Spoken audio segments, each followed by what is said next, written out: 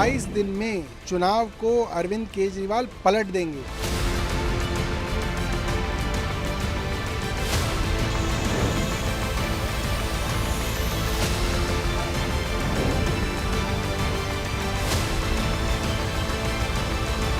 आरोप लगाना तो भारतीय जनता पार्टी का काम है, कौन पूछ रहा है उनके आरोपों को। बड़ी बात यह है कि अब 22 दिन में चुनाव को अरविंद केजरीवाल पलट देंगे और फिर आरोप तो चलते रहेंगे। ऐसी तो खूब जो है भारतीय जनता पार्टी से लड़ाइयाँ हमारे विधायकों ने लड़ी हैं। सैकड़ों केस हमारे विधायकों पे हुए हैं और सैकड़ों केसों के अंदर खूब चलाया गया कि ये आदमी ये है, ये आदमी ये है, और सबके अंदर जो है बाइज्जत बरी हुए हैं हमारे लोग।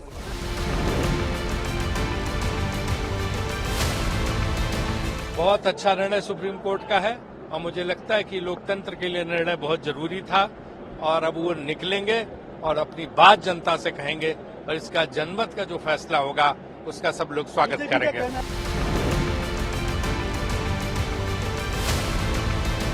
This is going to give a political momentum to the India alliance. This is a political setback for the authoritarian political style of the BJP. What BJP was cooking all these years and months together, especially to block the onward march of the India alliance, and that was now exposed. All these cases are bogus cases, nothing to do with truths.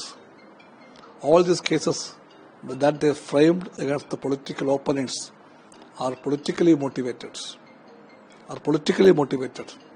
far from truths. And this verdict says that the Supreme Court stands in favor of truths, not in favor of political autocracy.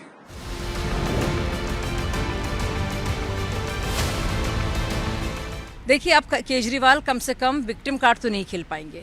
ये तो नहीं कहेंगे कि उनके साथ भेदभाव हो रहा है, वो दुर्भावना के शिकार हैं, सारी की सारी अदालतें, सारी की सारी एजेंसियां उनके खिलाफ लगी हुई हैं, तो कम से कम इससे वो बचेंगे और इज्जत करना सीखेंगे देश की जो लोकतांत्रिक प्रणाली है उसको।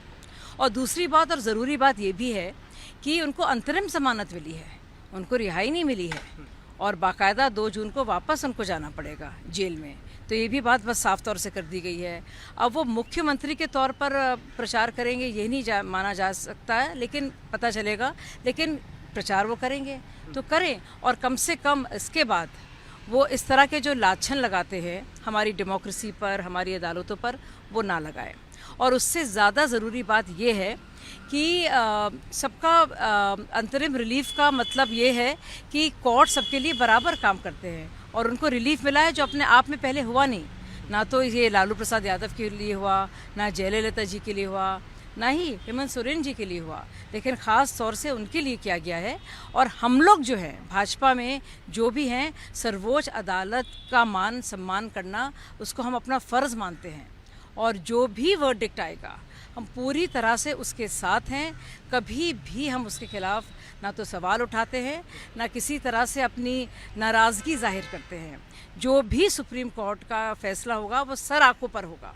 तो ये बहुत ज़रूरी है और ये जो फेथ हमारी डेमोक्रेसी में है ये बरकरार रखना बहुत ज़रूरी है। और ये जो आया है फैसला ये इस बात पर भी केंद्रित करता है और उस पर एक रोशनी दिखाता है।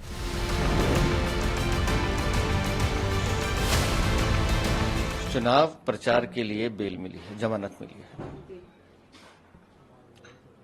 और 1 जून तक मिली है। उसके बाद क्या? और अंतरिम जमानत मिलना मतलब ये नहीं कि आप अपराध मुक्त हो गए। पैरोल पर भी अपराधी बाहर आते हैं, फिर अपने स्थान पे वापस जाते हैं।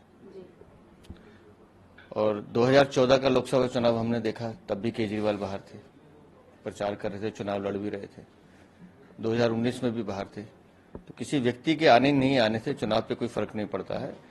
दिल्ली की 7 सीटें भारतीय जनता पार्टी जीतने जा रही है जनता के आशीर्वाद से और कार्यकर्ताओं के दम पर।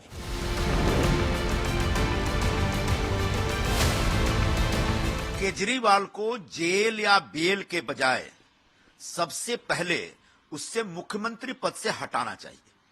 वो हजारों करोड़ रुपए के शराब घोटाले के एक अभियुक्त हैं और वो अभियुक्त अब तक जेल में था और आगे भी 1 जून के बाद उसको जेल में जाना पड़ेगा।